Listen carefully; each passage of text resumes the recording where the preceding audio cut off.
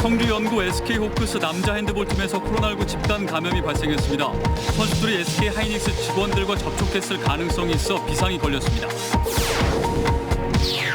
자치경찰제 시행을 앞두고 충청북도가 관련 조례안을 입법 예고했습니다. 하지만 경찰과의 협의가 끝나지 않은 상황에서 강행했다는 논란이 나오고 있습니다. 층간소음 등 이웃 간 분쟁 해결을 위한 센터 설치가 좌절됐습니다. 센터 역할에 회의적인 충주시의 반대를 넘지 못했습니다. 청주의 한 장애인협회에서 장애인 직원에 대한 인권침해 의혹이 제기됐습니다. 지회장으로부터 4년간 각종 괴롭힘을 당했다는 주장입니다. 여러분 안녕하십니까. CJB 8시 뉴스 시작합니다. 청주를 연고로 하는 SK호크스 남자 핸드볼팀에서 코로나19 확진자 11명이 무더기로 발생했습니다.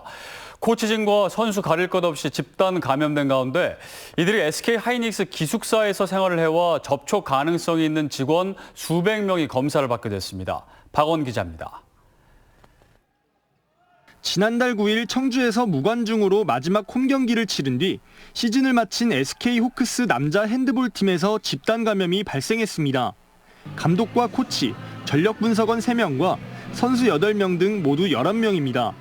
전체 선수단 23명 중 코칭 스태프 4명과 선수 9명 등 13명이 청주에서 비시즌 훈련을 해왔는데 선수와 코치 2명 빼고 전부 감염된 겁니다.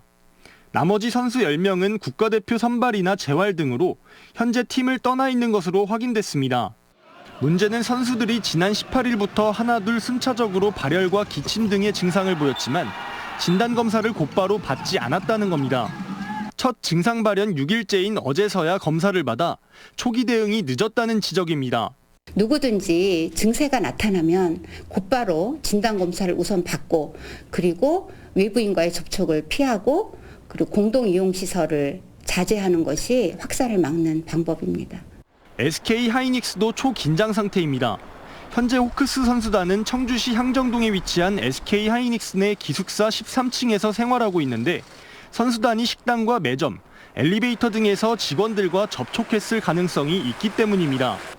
방역당국은 N차 감염을 막기 위해 우선 같은 기숙사 건물을 사용하는 SK하이닉스 직원 430여 명과 출퇴근하는 선수단 가족들에 대한 전수검사를 벌이기로 했습니다. CJB 뉴스 박원입니다. 올해 처음으로 시행되는 자치경찰 제도와 관련해 충청북도가 관련 조례안을 입법 예고했습니다. 하지만 경찰과 협의가 끝나지 않은 상황에서 기습 입법 예고를 강행했다는 논란이 불거지고 있습니다. 이태현 기자입니다. 충청북도가 입법 예고한 자치경찰 관련 조례안입니다.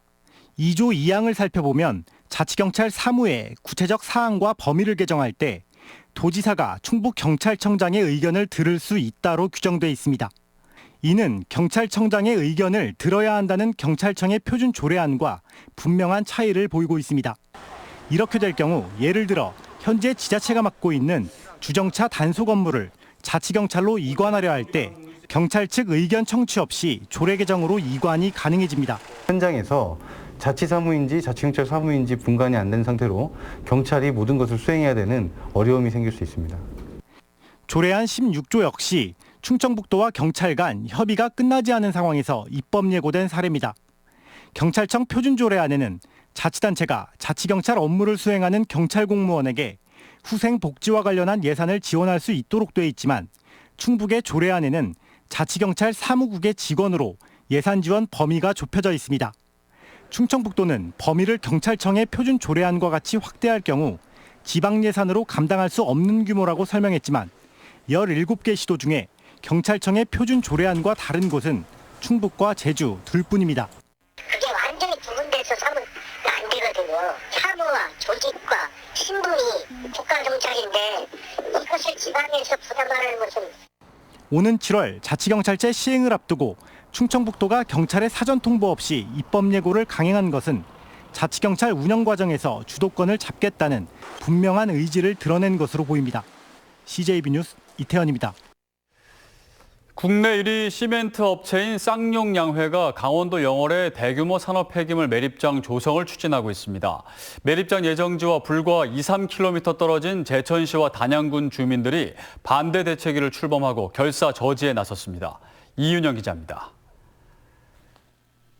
국내 대표 시멘트 업체인 쌍용양회가 지난 60여 년간 채굴한 뒤 폐광한 석회석 광산입니다. 쌍용양회는 이 폐광산을 이용해 19만여 제곱미터 규모의 산업 폐기물 매립장 조성을 추진하고 있습니다. 16년 동안 560만 톤, 축구장 25개 면적에 폐기물을 묻을 수 있는 규모입니다. 하지만 예정지가 동공이 많은 석회암 지대다 보니 침출수가 유출된다면 강원도 영월은 물론 제천, 단양 지역 상수원과 지하수 오염이 불가피한 상황입니다. 보통 시작한 게 아니고 사람이 살아가는데 물이 제일 중요한데 물을 오염시켜갖고 사람이 살아갈 수가 있습니까? 이거는 도저히 이건 있을 수가 없는 얘기입니다. 즉각 철회하라! 산업 폐기물 매립장 조성 추진에 반대하는 제천과 단양 20여 개 시민사회단체가 대책위원회를 구성하고 총력 저지를 선언했습니다. 지난 60여 년간 파헤쳐놓은 폐광 지역을 각종 산업 폐기물로 메우겠다는 것은 시대착오적 발상이라며 친환경적으로 복구할 것을 촉구했습니다. 실제로 제천시 송악면 주거지역과 매립장과의 거리는 2.5km, 제천 시민의 상수원인 장곡 치수장과는 3.5km 거리에 불과한 상황입니다. 제천 시민이 전체가 먹는 그 치수장에서 만약에 그 침투수가 노출이 되면은 거의 재난급 그 불행이 제천에 온다고 봅니다.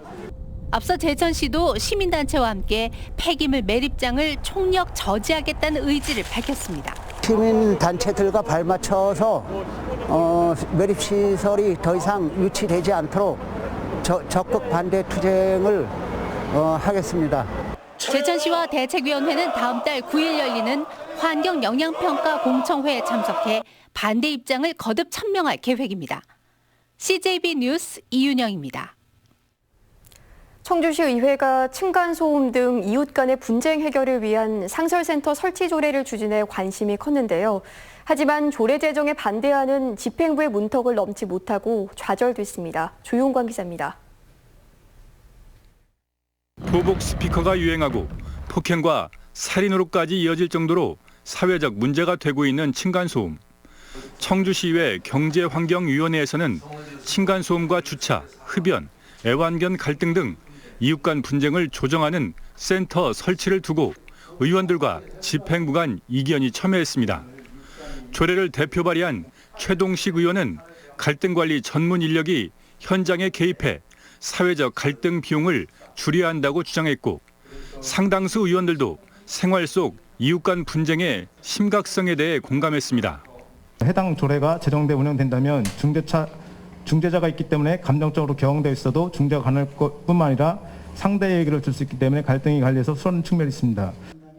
심의 과정에서는 층간소음 등 관련 통계조차 집계하지 않고 있는 청주시의 무관심에 대한 지적도 이어졌습니다.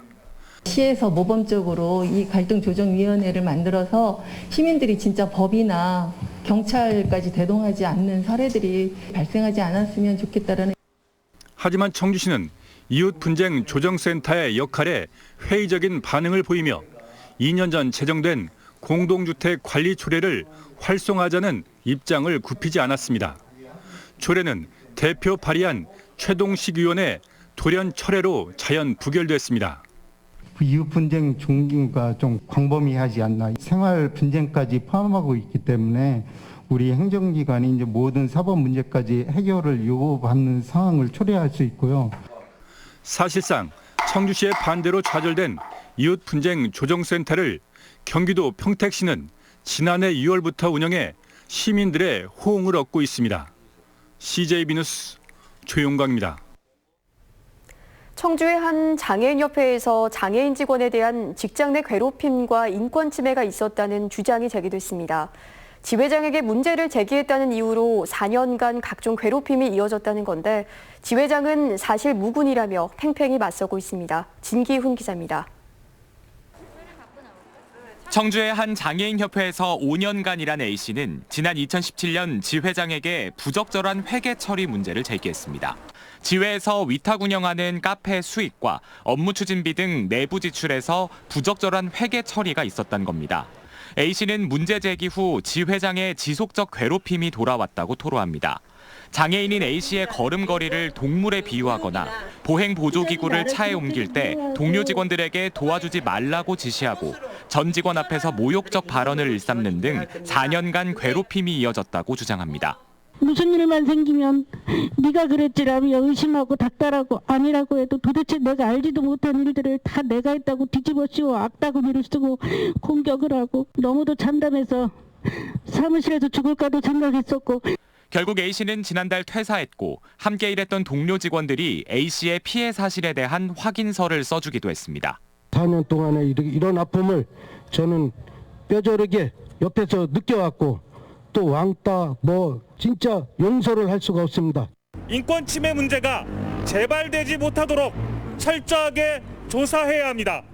또한 회계 부정 의혹에 대해서는 한 줌의 의혹 없이 조사하며 책임자를 처벌할 것을.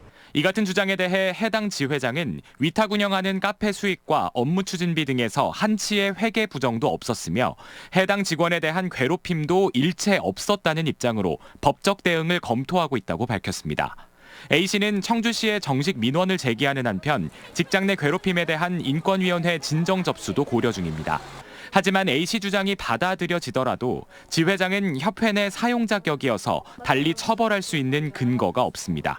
가해 당사자가 대표일 때 그리고 가해자에 대한 처벌 조항이 없기 때문에 보호 대책 자체가 없다라는 부분들이 가장 큰 문제의 지점이고.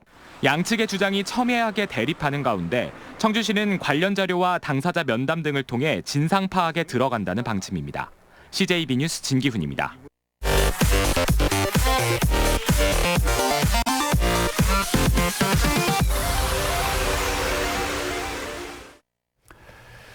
LH 직원 땅 투기 여파로 전담 수사팀을 꾸린 충북경찰이 도내 산단 예정지에서 벌어진 투기 행위를 포착하고 내사에 착수했습니다. 충북경찰청 전담 수사팀은 내부 정보 부정 이용과 차명 거래를 통한 투기 행위 등의 첩보를 입수해 관련자 3명에 대해 조사 중이라고 밝혔습니다. 다만 현재까지 정부 합동 특별수사본부로부터 넘겨받은 사건은 없다며 적극적인 제보를 요청했습니다. 충청북도가 공직자 땅 투기 전수조사에 착수한 가운데 진천군도 오늘 공무원과 군 의원들의 부동산 거래에 대한 전수조사 방침을 밝혔습니다. 조사 범위는 군수를 포함한 공무원 787명과 배우자, 직계 존 비속, 그리고 자발적으로 조사에 응한 군 의원 8명으로 성석지구 도시개발과 진천 복합산업단지, 광해원 제2농공단지 등 3곳이 대상입니다. 진천군은 전수조사를 위해 부군수를 단장으로 하는 3개 반 18명의 특별조사단을 꾸렸습니다. 충청북도가 충북의 향후 20년 장기 발전 방향을 담은 제4차 충청북도 종합계획을 확정했습니다. 계획 안에는 강호축을 기반으로 국가 균형 발전의 전기를 마련하고 4차 산업혁명에 능동적으로 대응하기 위한 4개 목표와 6개의 전략을 담겼습니다. 제4차 충청북도 종합계획은 광역 차원의 최상위 법정 계획으로 오는 2040년까지 부문별, 시군별 개발 계획의 기준이 됩니다. 병원 내 부족한 교육 공간과 기숙사 등을 마련하기 위한 충북대병원 교육인재관이 준공됐습니다. 충북대병원은 교육인재관을 통해 의대, 간호대 학생들의 현장 교육과 실습 여건을 개선하고 우수한 의료인재를 양성해 지역 공공보건의료에 기여할 방침입니다. 교육인재관은 지하 1층, 지상 7층 규모로 강의실과 열람실, 교육실, 기숙사 등을 갖추고 양질의 교육 환경을 제공하게 됩니다. 도로교통공단 TVN 충북교통방송이 청주 밀레니엄타운에서 신청사 착공식을 가졌습니다. 이주민 도로교통공단 이사장은 기념사를 통해 신청사가 건립되면 충북교통방송은 전문 교통방송으로 완전한 모습을 갖추게 되고 명실상부한 교통정보 허브 역할을 담당하게 될 것이라고 말했습니다. TVN 충북교통방송 신청사는 연면적 3,100여 제곱미터에 지상 3층, 지하 1층 규모로 내년 7월 준공될 예정입니다. 충북 새마을금고 경영평가 시상식이 오늘 청주에서 열렸습니다. 오늘 시상식에서는 문화새마을금고가 대상에 선정됐고 혁신경영부문에서 서청주 새마을금고가 최우수상을 받는 등 6개 금고가 수상했습니다. 박차훈 새마을금고 중앙회장은 지난해 자산 200조 원을 달성한 새마을금고가 충북 도민과 함께하는 따뜻한 서민 금융기관이 되도록 더욱 노력하겠다고 말했습니다. 2021 재보궐선거가 충북에서는 도의원 보훈선거구 재선거로 유일하게 치러지는 가운데 내일부터 공식 선거운동이 시작됩니다. 충북 선관위는 내일부터 인쇄물이나 시설물, 공개된 장소에서 연설과 대담, 언론 매체를 이용한 선거운동이 가능해지고 일반 유권자도 SNS나 문자메시지를 이용해 선거운동을 할 수 있다고 밝혔습니다. 보은군 도의원 재선거에는 민주당 김기준, 국민의힘 원가피, 무소속 박경숙 등 3명의 후보가 격돌합니다. 국민의힘 충북도당은 민주당 소속 충주시 의원 2명이 부정청탁방지법 위반에 따른 과태료 부과 통보를 받은 것과 관련해 봐주기식 수사를 했다는 비단 여론이 거세다며 즉각 의원직을 사퇴하라고 경고했습니다. 또한 민주당 충북도당도 소속 의원의 돈봉투 수수 의혹 등 일탈 행위에 대한 공식 사과와 즉각 징계 조치에 나설 것을 촉구했습니다.